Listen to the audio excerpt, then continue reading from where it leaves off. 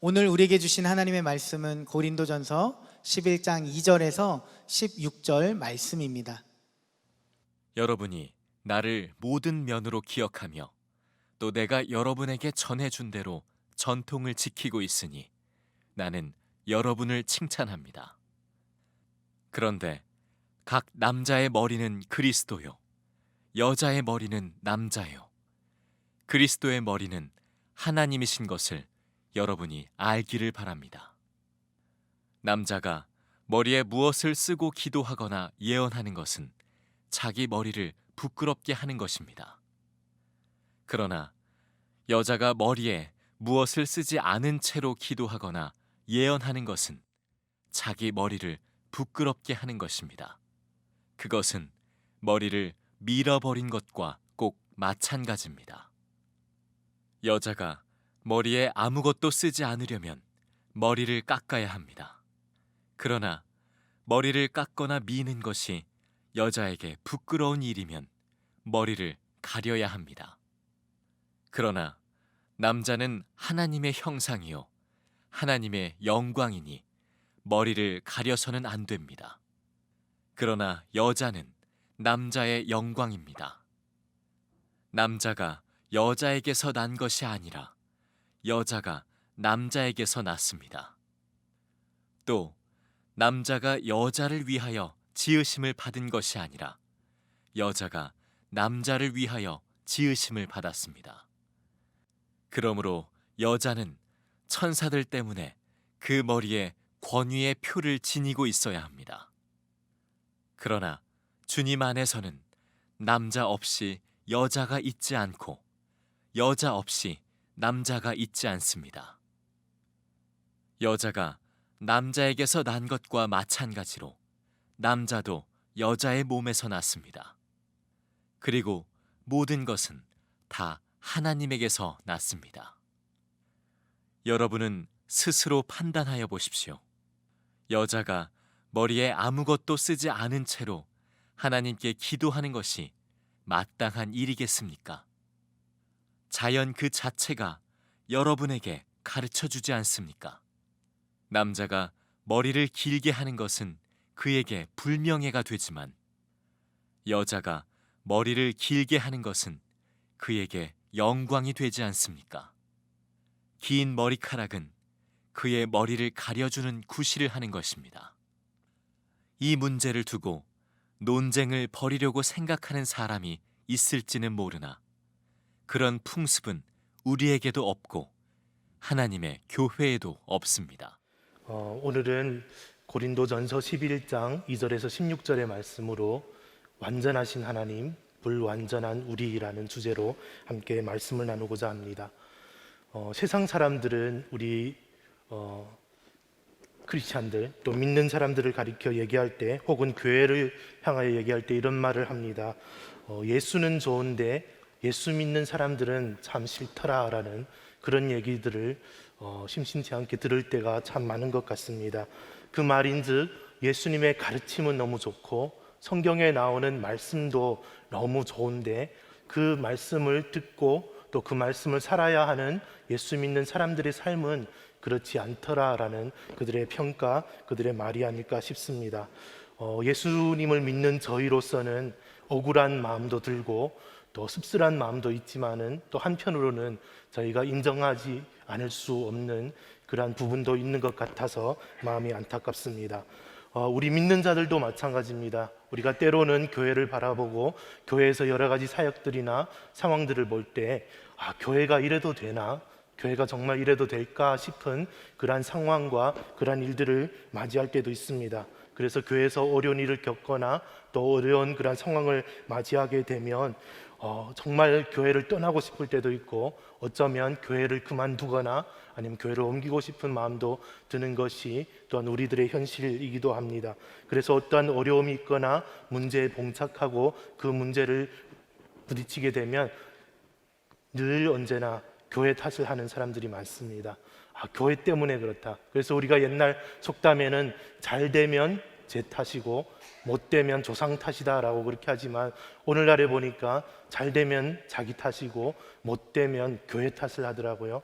그래서 세상의 뉴스를 보더라도 참 교회에 대한 부정적인 시각, 부정적인 판단, 또 부정적인 그런 언론과 보도들이 참 많이 있는 것을 보면서 안타까운 마음들이 들었습니다.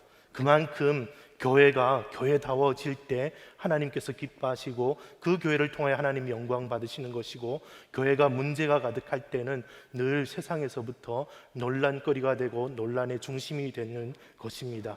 그래서 우리가 무슨 일을 만나거나 또 어려운 일이 생길 때 우리 힘으로 감당할 수 없는 그런 일들을 만나게 되면 우리는 늘 그 책임을 다른 데 둘 때가 많습니다. 그래서 이것은 나의 책임이 아니고 나의 문제가 아니라 저 사람 때문에 그렇다, 누구 때문에 그렇다라고 남의 탓을 할 때가 참 많습니다. 그것은 나는 책임을 회피하고 그 모든 책임을 다른 사람들에게 돌리는, 또 자기 합리화하는 우리들의 죄성, 본성 때문에 그렇습니다.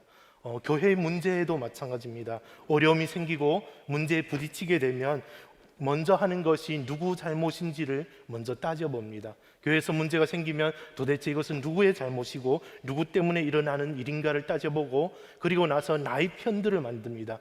같은 사람들, 같은 생각을 갖고 있는 사람들이 같이 모아서 부당하다 여기면서 그것을 편을 가르고 나중에는 이분법으로 그렇게 파당을 지어서 교회를 훨씬 더 어렵게 하는 상황이 있습니다. 그리고 옳고 그름을 따지면서 더 큰 싸움이 일어나기도 합니다.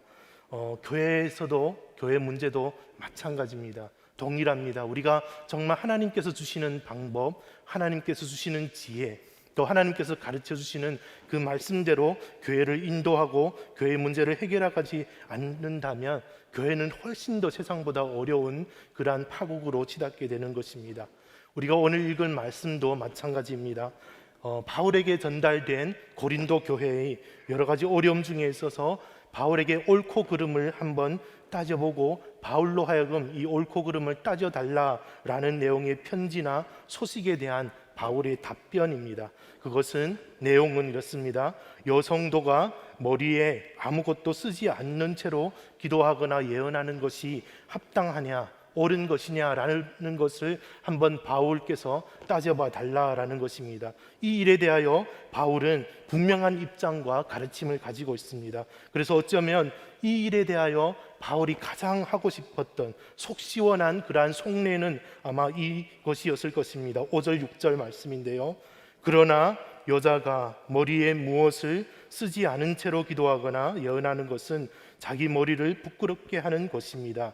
그것은 머리를 밀어버린 것과 꼭 마찬가지입니다. 여자가 머리에 아무것도 쓰지 않으려면 머리를 깎아야 합니다. 그러나 머리를 깎거나 미는 것이 여자에게 부끄러운 일이면 머리를 가려야 합니다. 사도 바울의 가르침은 여성도는 머리에 수건을 쓰고 기도하거나 예언하라라는 것입니다. 그리고 그것은 기도하거나 예언하지 말아라가 아니라 교회에서 여성은 기도하고 예언할 때 머리를 가리는 것이 좋겠습니다라는 바울의 입장입니다. 그 이유는 당시 귀부인이나 존경받는 여성은 누구나 공공장소에서 나올 때 머리에 너울 같은 것을 썼습니다. 그래서 그것이 여성으로 하여금 존귀함의 표시였습니다. 나는 존중받고 있는 여인이고 나는 존경받고 있는 여인이다 라는 그 표시로서 머리에 수건을 썼던 것입니다. 반면에 머리에 아무것도 쓰지 않은 여성은 당시 시대적 배경으로 보면 남성을 유혹하는 창기로 해석됩니다. 그래서 머리를 예쁘게 꾸며서 이성을 유혹하는 자로 해석되기 때문에 교회에서도 여성도 분들께서 머리에 쓰는 것이 합당합니다라고 바울이 가르쳤던 것입니다. 물론 우리가 이 말씀을 그냥 문자적으로 해석하여서 오늘날 교회에서도 여성은 모자를 쓰거나 머리에 수건을 써야 한다라고 그렇게 해석하면 큰일입니다. 그런 것이 아닙니다. 사실은 바울은 그보다 더 근본적인 문제를 얘기하고 다루고 있습니다. 그것은 이 문제가 왜 논란이 되었냐라는 것입니다. 교회 내에서 이것이 왜 논란거리가 되었고, 또한 이러한 문제를 해결할 때 교회는 어떠해야 되는지를 성도들에게 가르쳐주고 있는 것입니다. 고린도 교회는 고린도라는 엄청난 도시에 세워진 교회입니다. 당시 고린도라는 그러한 도시는 상업적으로, 경제적으로 혹은 모든 부분에 있어서 굉장히 발달한 도시였습니다. 그러나 상대적으로 성적으로나 윤리적으로나 도덕적으로 굉장히 부패한 도시로 평가되는 곳이었습니다. 그러니 그러한 고린도라는 거대한 도시 위에 교회가 세워졌으니 그 엄청난 도시 위에 세워진 교회가 늘 세상의 논란과 논쟁이 중심에 될 수밖에 없고 그 논란의 중심에 설 수밖에 없었습니다. 수많은 세상의 가치, 세상의 관습들, 또 세상의 기준들이 교회의 가치와 교회의 가르침과 늘 부딪혔던 것입니다. 그래서 교회는 무엇보다도 사도 바울이 가르쳐준 그 교회의 전통을 지켜 행하는 일이 무엇보다도 중요했습니다. 그래서 이제는 이 모든 것을 지켜 행함에 있어서 정말 우리가 복음대로 살아야 하는 것이 무엇이고 세상의 기준과 가치를 따르며 살지 않는 것이 무엇인지를 지켜 행하는 것이 무엇보다도 중요했습니다. 그러나 그 중에는 이제 내가 복음을 받아들였으니 그 복음으로 말미암아 나는 이 모든 것에 있어서 자유로워졌습니다 라고 주장하는 그 사람들의 주장과 바울의 교회의 전통의 가르침이 부딪혔던 것입니다. 그래서 교회의 전체적인 우리가 고린도 교회가 고린도 내용 전체를 보면 수많은 문제들이 있는데 그 문제를 한마디로 요약을 하라라고 하면 아마 자유의 문제일 것입니다. 자유의 문제, 우리가 그리스도 안에서 주어진 또 받게 된 이 자유를 어떻게 해석하고 또한 그 자유를 우리의 삶에 어떻게 적용하냐라는 것이 고린도 교회 또 고린도서의 문제였을 것입니다. 오늘 말씀도 마찬가지지 않습니까? 교회에 남자와 여자가 어디 있어? 교회 하나님 앞에서는 다 똑같은 것이지 왜 남자와 여자를 구분하는 거야? 라는 그런 사람들이 주장이 있습니다. 모두가 다 같은 피조물이고 모두가 다 같은 존귀한 하나님의 자녀이지 왜 교회에서 남자와 여자를 구분하고 여성을 차등하거나 차별하면 되냐라는 그러한 주장들이 있었습니다. 그래서 이러한 자유를 주장하며 교회의 전통과 당시 사회적인 통념을 무시한 채 일부 열성적인 성도분들이 머리에 아무것도 쓰지 않은 채로 교회에서 예언하고 기도하기 시작합니다. 그러다 보니 교회 내에서는 큰 논란과 분쟁이 일어나기 시작했습니다. 그래서 바울에게 전하여서 도대체 이 일을 어떻게 해결하는 것이 좋고 이 일에 대한 옳고 그름을 한번 따져봐 달라라는 것입니다. 왜냐하면 바울이 세운 교회이기 때문에 권위가 있습니다. 그래서 우리의 말은 안 듣지만 바울이 하는 얘기라면 듣지 않겠냐라는 그 권위를 내세워서 잠재우려고 했던 그런 사람들의 속마음도 있었습니다. 그러나 이 말을 듣는 바울로서는 참 난감하고 안타까울 일일 수밖에 없습니다. 왜냐하면 하나님의 교회가 정말 교회다운 교회라면 사실 이것이 문제가 안 되는데 이같이 큰 논란과 어려움이 있었으니 참 난감한 것입니다. 그리고 바울로서는 어떻게 말을 해야 될지도 난감한 상황입니다. 내가 말을 잘못하면 완전히 한쪽 편을 잃어버리는 것입니다. 그러나 내가 분명한 기준을 갖고 그 말씀을 가르치지 않으면 양쪽을 다 잃어버리게 됩니다. 세상과 교회가 아무런 구분도 없고 그러한 것도 경계도 없기 때문에 결국에는 교회로서의 정체성마저도 혼란을 가져오게 되는 것입니다. 그래서 바울은 이 상황을 해결함에 있어서 가장 먼저 했던 것은 내가 어느 편에 서 있지 않고 먼저 양쪽 다 두 부류 모두를 인정하는 것입니다. 우리 2절 말씀을 함께 읽어보겠습니다. 시작. 여러분이 나를 모든 면으로 기억하며 또 내가 여러분에게 전해준 대로 전통을 지키고 있으니 나는 여러분을 칭찬합니다. 바울이 전한 복음을 교회의 전통으로 잘 받아들인 사람들과 또 바울이 전한 복음 안에서 자유를 누리고 있는 사람들 모두가 다 귀하다라는 것입니다. 그 전통을 지키는 사람도 귀하고 또 복음을 받아들여서 그 자유함을 누리는 그 모든 사람들이 다 귀한 것이니 이것은 마땅히 칭찬을 받아야 된다라고 바울은 얘기하고 있습니다. 그러나 우리가 이 복음을 받아들이고 진리의 편에 서서 살아감에 있어서는 우리가 그 절대 기준을 어디에 두고 살아가느냐 하는 것은 무엇보다도 중요한 것임을 또한 가르치고 있습니다. 그래서 11절 12절에 우리 함께 읽습니다. 그러나 주님 안에서는 남자가 없이 여자가 있지 않고 여자 없이 남자가 있지 않습니다. 여자가 남자에게서 난 것과 마찬가지로 남자도 여자의 몸에서 났습니다. 그리고 모든 것은 다 하나님에게서 났습니다. 아멘. 우리가 가져야 될 절대적인 기준은 하나님께 두라라는 것입니다. 우리는 모두 다 하나님으로부터 왔으니 그 하나님께 절대적인 기준을 두고 행하는 것이 마땅하다라는 것입니다.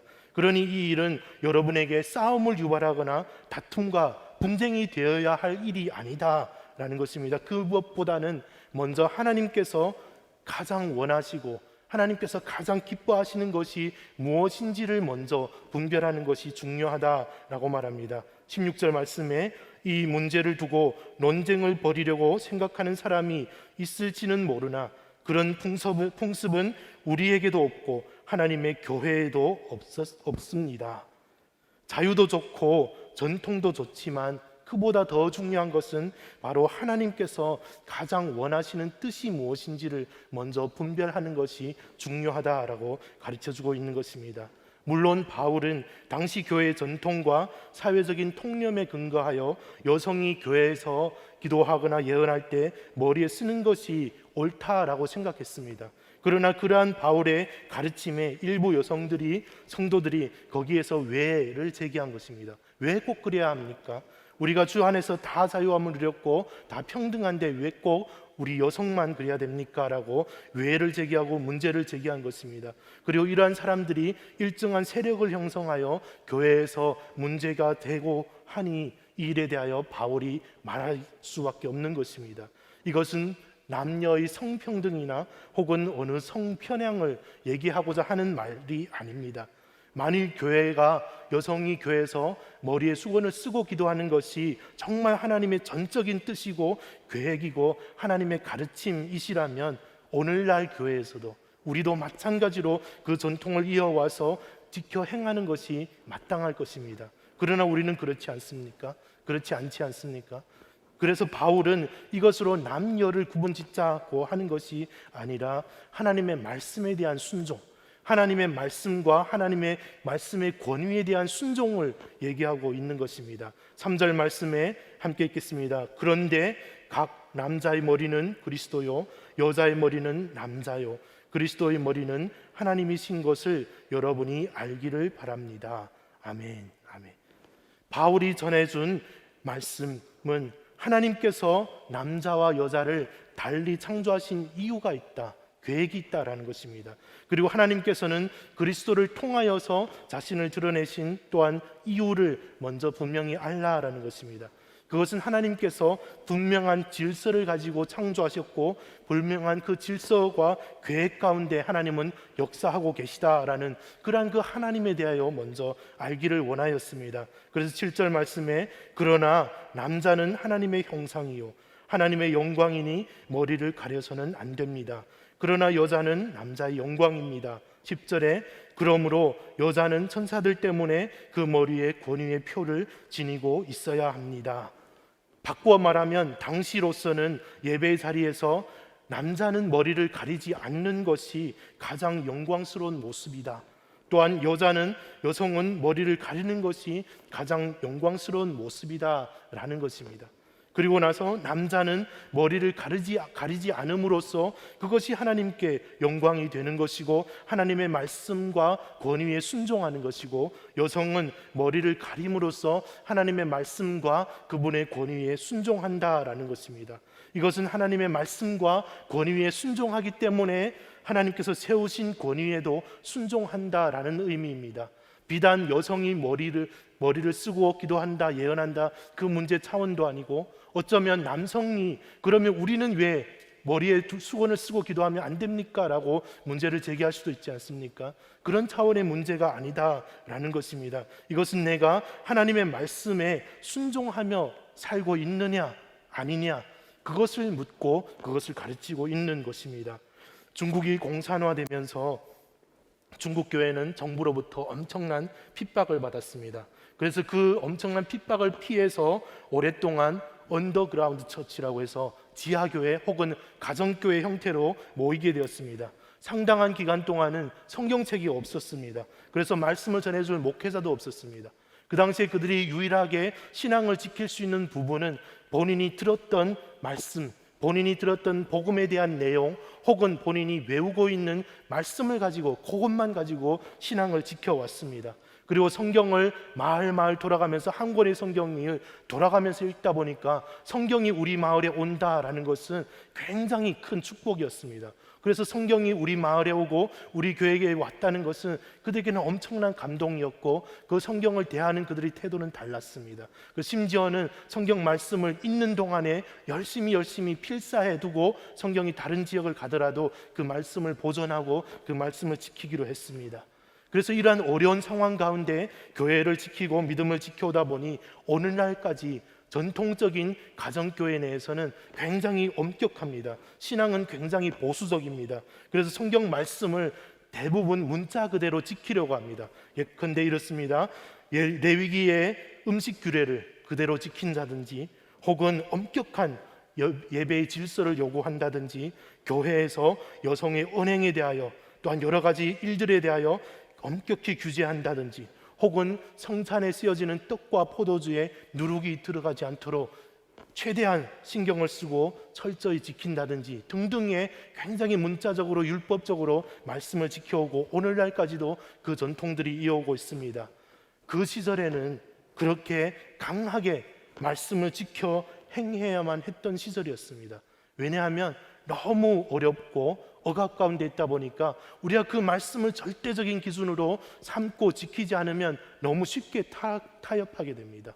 너무 쉽게 타협하게 되고 현실과 현 상황과 타협하게 되고 결국에는 쉽게 신앙을 포기하기 때문에 그 신앙을 지킬 수 있는 방법과 수단으로 말씀을 철저하게 지키는 그러한 훈련, 그러한 방법을 택했던 것입니다. 사도 바울은 고린도 교회가 왜 그 전통을 지켜 고수해야 하는지를 잘 알고 있었습니다. 그래서 그 모든 것을 가르치고 최종적인 선택은 성도들이 하도록 합니다. 13절부터 15절 말씀을 우리 함께 읽겠습니다. 여러분은 스스로 판단하여 보십시오. 여자가 머리에 아무것도 쓰지 않은 채로 하나님께 기도하는 것이 마땅한 일이겠습니까? 자연 그 자체가 여러분에게 가르쳐주지 않습니까? 남자가 머리를 길게 하는 것은 그에게 불명예가 되지만 여자가 머리를 길게 하는 것은 그에게 영광이 되지 않습니까? 긴 머리카락은 그의 머리를 가려주는 구실을 하는 것입니다. 머리를 가리는 것이 억압하려고 하고 존속적이고 남자보다 차등한 존재로서의 그 의미를 얘기하는 것이 아니라 그것이 가장 아름다운 것이다.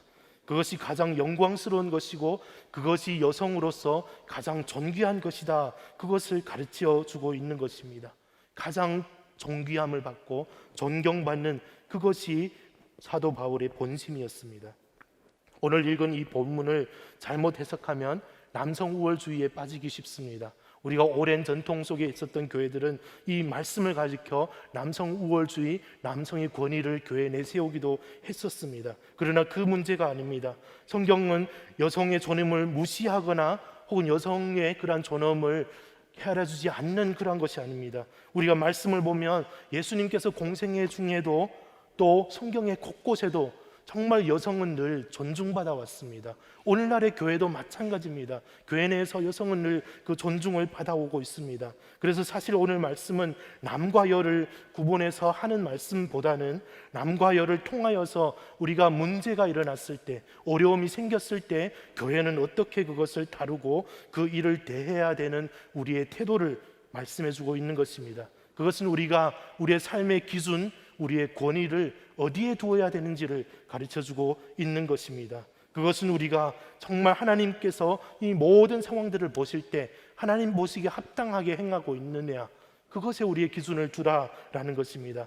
우리는 늘 우리 자신이 불완전하다는 자아의식을 가져야 됩니다. 나는 불완전하다. 그러나 반면에 우리가 가져야 될 또한 분명한 믿음이 있어야 됩니다. 그것은 하나님은 완전하시다. 자아에 대해서는 나는 불완전하다는 자아인식이 필요하지만 하나님은 완전하시다라는 하나님에 대한 분명한 믿음의 기준이 또한 있어야 됩니다. 그래서 이 모든 것을 우리가 같이 가지고 있을 때 하나님께서 원하시는 뜻이 무엇인지를 분별해낼 수 있다라는 것입니다. 하나님의 마음이 무엇이고 이 일을 통하여 하나님께서 가장 원하시는 것이 무엇인지를 분별해낼 수 있다라는 것입니다. 우리가 어쩌면 성경 같은 말씀을 보고도 다투거나 싸울 수도 수도 있습니다. 우리가 같은 말씀을 기준으로 있지만은 그 말씀을 해석함에 있어서 또한 적용함에 있어서 서로 다른 입장이 있을 수도 있습니다. 사역을 하면서도 마찬가지입니다. 우리는 모두 교회를 위하여 일을 하지만은 하나님의 나라를 위한 것으로 우리가 인식하고 일을 하지만은 생각이 다르고 의견이 다를 수도 있습니다. 그때 우리에게 필요한 것은 나는 불완전하다, 나의 생각은 불완전하다라는 것에 대한 인정입니다. 그리고 나의 권위자이신 하나님께로 잠잠히 나아가는 것입니다. 우리가 완전히 순복합니다라는 의미로서 흔히 쓰는 말이 납작 엎드린다라는 말을 많이 쓰는데요, 그때야말로 우리가 하나님 앞에 납작 엎드려 그분의 주권을 인정하고 그분의 인도하심을 받는 것입니다. 교회가 가장 교회다워지는 것, 성도가 가장 성도다워지는 것, 그것이야말로 하나님께서 가장 원하시고 기뻐하시는 뜻인 줄로 믿습니다. 그것은 나의 불완전함을 인정하고 완전하신 하나님의 이끄시도록 모든 주권을 올려드릴 때, 하나님께 내어드릴 때 가능한 일입니다. 여러분, 우리는 코로나19로 인하여서 정말 삶에 엄청난 변화를 겪게 되었습니다. 그래서 최근에 사람들과 만나고 나면 늘 하는 얘기가 코로나가 중심이, 신종 바이러스가 중심이 됩니다. 그래서 처음 우리 교회도 2월 23일 주일부터 처음으로 마스크를 쓰고 예배를 드리게 되었습니다. 마침 그 주일 3부 예배 설교를 맡게 되었습니다. 그리고 딱 만 4개월이 지났는데 오늘 또 이렇게 여러분 앞에서 말씀을 전하게 되었습니다. 그때까지만 해도 저희가 상상조차 할 수 없었던 일이었습니다. 그냥 한 달, 두 달이면 끝날 줄 알았던 일입니다. 그러나 지금까지 지속될 줄은 아무도 예상치 못했고 세계적으로 그것이 확산되리라고는 생각도 못했습니다. 그래서 우리는 더욱 어렵고 힘든 시간을 보내고 있는 것 같습니다. 여러분, 우리가 이렇게 엄청난 압박과 또 엄청난 어려움이 오랫동안 지속되다 보면 아주 이성적인 사람들도 점점점 불안해지기 시작합니다. 그리고 불안 지수가 높아지다 보니까 굉장히 예민해지고 아주 작은 일에도 평소보다도 더 많이 다투거나 더 크게 화를 내기도 합니다. 그래서 우리가 이 모든 상황을 봤을 때 어떤 일에 대하여도 정확하게 판단하고 인식하기보다는 내가 뭐라도 해야 될 것 같은 그러한 불안감과 중압감 때문에 위기를 모면하려고 우리의 삶 가운데 많은 일들을 오히려 더 벌리게 됩니다. 우리가 흔히 말하는 무리수를 둔다라고 하죠. 굉장히 많은 일들을 하기 시작합니다. 이거라도 잡아야지, 이거라도 해야지 라는 생각으로 나아갑니다. 그러나 그러다 보면 우리의 삶은 걷잡을 수 없을 만큼 더 악화되고 더 심각해집니다. 그래서 우리에게 필요한 것은 잠잠히 주님께 나아가는 것입니다. 잠잠히 주님께 나아가서 그 모든 충압감과 어려움을 굳건히 이겨서는 믿음이 우리에게 필요합니다. 모든 것이 될 대로 되라라는 자포자기가 아니라 정말 내가 잠잠히 주님 앞에 나아가서 그냥 멍하니 있는 것도 아닙니다. 내가 모든 나의 생각, 나의 의지, 나의 모든 것을 다 내려놓고 하나님의 주권을 의지하고 그분 앞에 잠잠히 나아가 주님의 일하심을 기다리는 것입니다. 팔딱팔딱 뛰는 나의 가슴과 나의 의지와 나의 생각들, 뭐라고도 해보고자 하는 나의 모든 것들을 다 내려놓고 나의 주권자이신 하나님 앞에 나아가 우리 자신을 맡겨드리고 나는 죽었습니다를 선포하는 것입니다. 나는 예수 그리스도 안에서 모든 것은 다 주님만으로 만족하고 주께서 나를 인도해 주십시오. 모든 주권을 하나님 앞에 내려놓는 것입니다. 나의 인생, 나의 기업, 나의 삶, 나의 가정, 그 모든 것을 다 주님께 내어 맡기고 그 주인은 주님이심을 고백하는 것입니다. 그러면 주님께서 일하십니다. 주님의 일하심을 경험하게 됩니다. 가장 완벽하고 가장 아름다운 방법으로 우리 삶 가운데 역사하십니다. 여러분, 우리가 지금같이 어려운 상황, 어려운 환경을 겪고 있습니다. 우리가 조금만 더 믿음 가운데 믿음의 눈을 열어보면 이 상황이 하나님께서는 예견치 않으셨고 하나님께서는 모르셨을까요? 하나님은 분명히 아셨고 하나님은 분명히 이러한 어려움 가운데도 그분의 선하신 뜻이 있다라는 것입니다. 그러면 우리가 그 하나님을 인정하고 그 완벽하시고 완전하신 하나님 앞에 우리가 그 믿음만 있다면 우리가 잠잠히 주님 앞에 나아갈 수 있지 않습니까?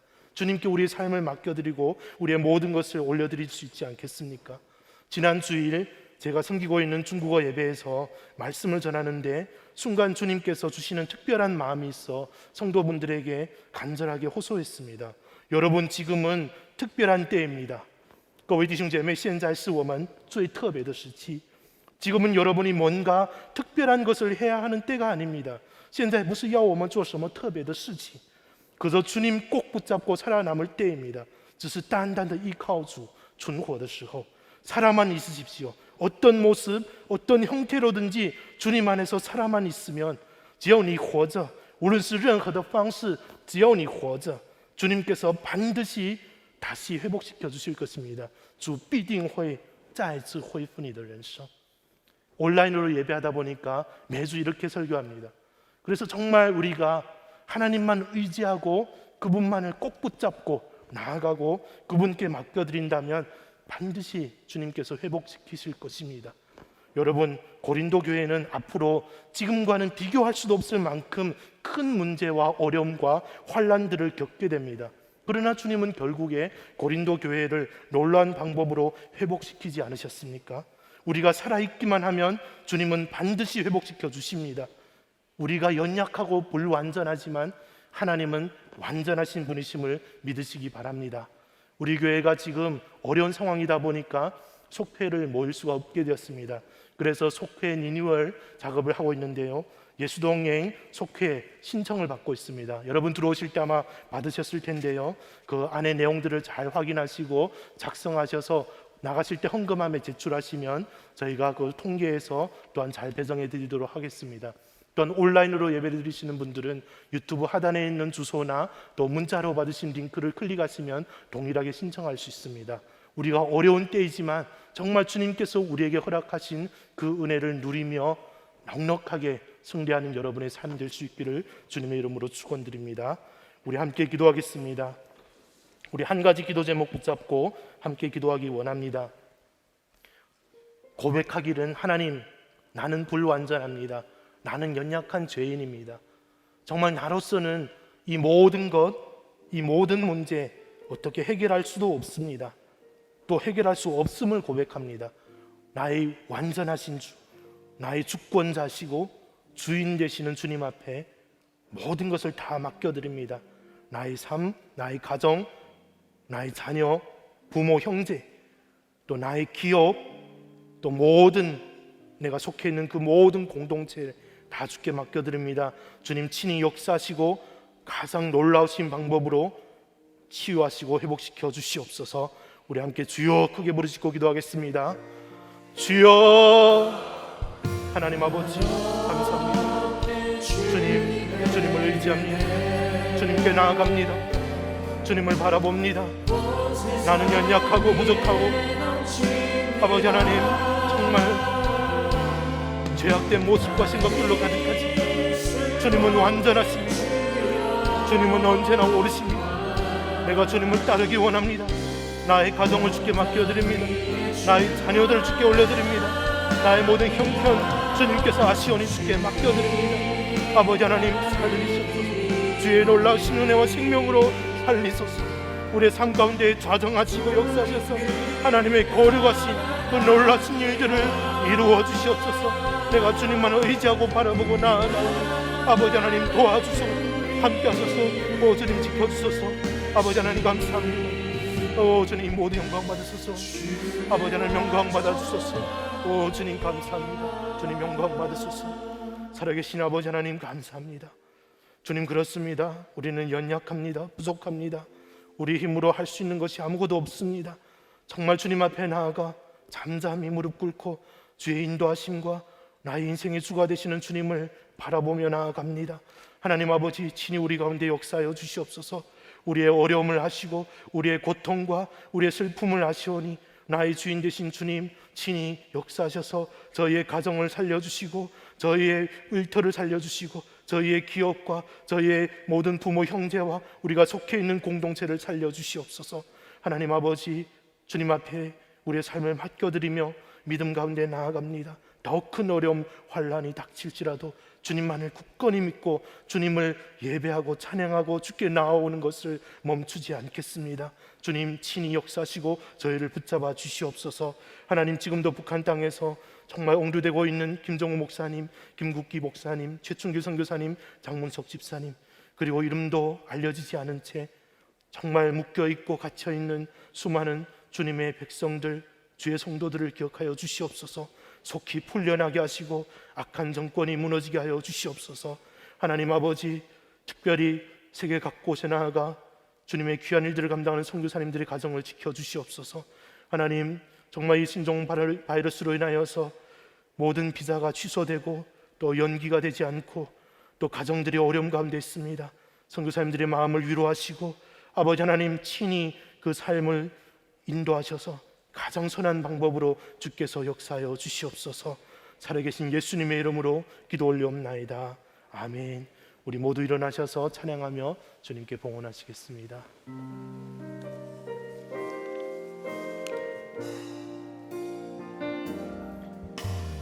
주여 우리 연약합니다. 우리 오늘을 힘겨워합니다. 주를 이루며 살기에 부족합니다. 우리 연약합니다.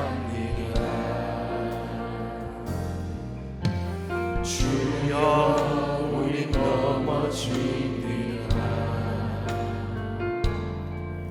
오늘 하루도 슬수합니다. 주의 긍휼을 구하는 죄인입니다. 우리 주만 바라봅니다. 한없는 주님의 은혜 온 세상 위에 넘칩니다. 아닐 수 없는 주여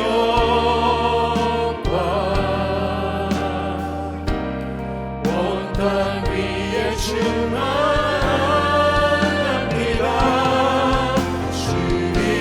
주님만이 길이오니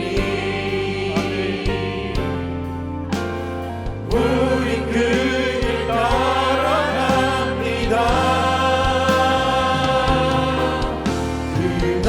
그날에 우리를 이루신 주는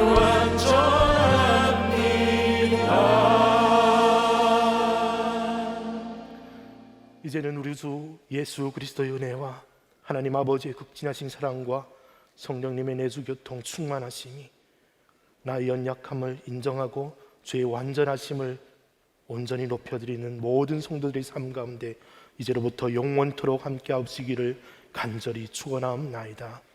아멘.